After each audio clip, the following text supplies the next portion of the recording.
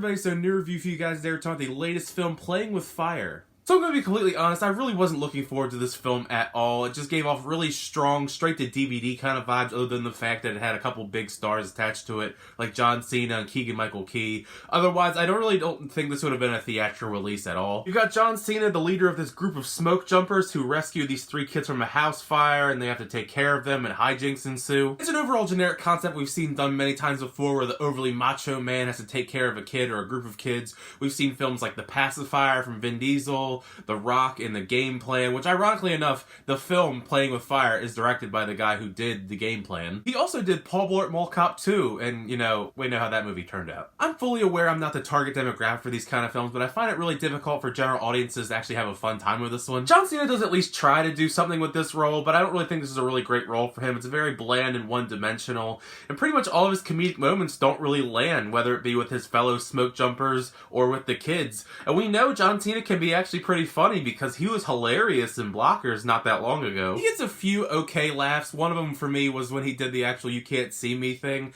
but that's more of just because I'm a fan of WWE from when he was a wrestler, so it was kind of just interesting him incorporating that into this dance scene. None of the other smoke jumper characters are all that great either. Keegan-Michael Key, I feel like he's kind of being typecasted in that whole side character archetype because he's just kind of like the annoying side character in this, just like he was in The Predator. And Tyler Mane, his literally 99% of his screen time he's holding an axe and he gets almost no lines, so I don't know why he was even in the movie. It was just kind of just the tall imposing figure like he usually is, like he was in the Halloween films as Michael Myers.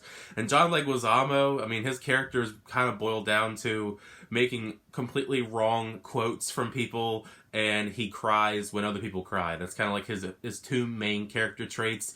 And he also makes a lot of things with Spam in it. He'd make like Spam pancakes and Spam creme brulee, I believe was another one. A lot of Spam, which leads me into my next point, is that there is like way too much product placement in this movie between Spam and so many scenes. A lot of My Little Pony. There's a couple Nickelodeon things thrown in there as well. It was just like too blatant of product placement. Like, I don't mind product placement in movies, but like it was just a little bit too blatant in this one. I generally try not to rag on kid actors too much because they are young and they're gonna grow into their acting abilities, hopefully. But the acting for the kids in this is really bad. At least the 2 youngest ones. I don't really consider Brianna Hildebrand a kid because she's 23 years old actually in real life. She's actually not too bad because she's not given too much to do. But those 2 other kid actors, they were just rough. I mean, the one child actor, the boy anyways, he just really showed no personality anytime he delivered lines. He was just very annoying. The little girl kind of just screams.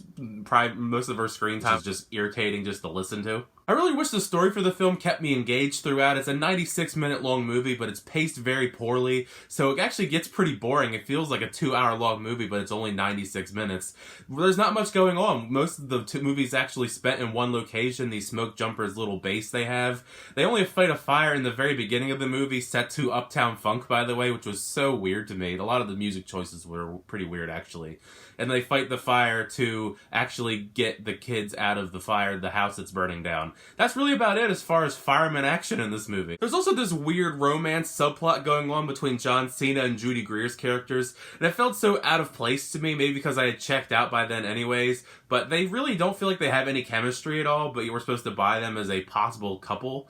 It just felt very out of place just with how John Cena's character is and how Judy Greer's character is. They're complete opposites, but I don't see how they would end up together. Also, this film, like many kids' films that I'm not a big fan of, they do play on the whole fart jokes and poop jokes, which I really am just not a big fan of. They're more cringy than funny to me. I mean, it's like that in a lot of these kids' movies. This is another Nickelodeon movie that does that, because they did a fair amount of those also in the previous Nickelodeon movie that came out this year, Dora and the Lost City of Gold. Wasn't a fan of it then, still not a fan of it in this movie. I mean, there's not like too much humor dedicated to that, but there's enough that it gets kind of on your nerves after a while. But unfortunately, overall, I really didn't enjoy Playing with Fire. It's not one of the worst movies of the year or anything, but it's definitely not a good time. I don't really recommend this movie. Maybe you can get something out of it if you bring your kids to it. I'm sure maybe some kids will enjoy it.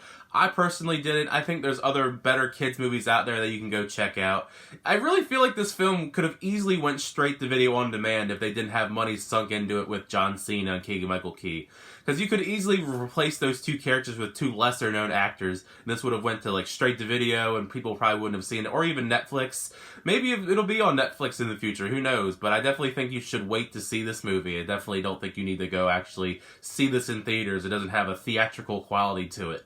But those are just my thoughts on Playing with Fire. Leave a comment in the comment section down below. What did you think of the film if you go and check it out? Did you like it? Did you not like it? And also, what is your favorite John Cena movie if you have one? Because there's a fair amount of different roles for him throughout the years. He's actually one of those actors, and wrestlers anyway, that's turned into actors and actually has like a pretty decent career because he's also now doing the upcoming Suicide Squad film. Also, thank you so much for checking out my review for the film. If you enjoyed it, make sure you leave a like, hit that subscribe button if you want to keep the reviews, show reactions, unboxings, and more. But until next time, I'll see you guys later.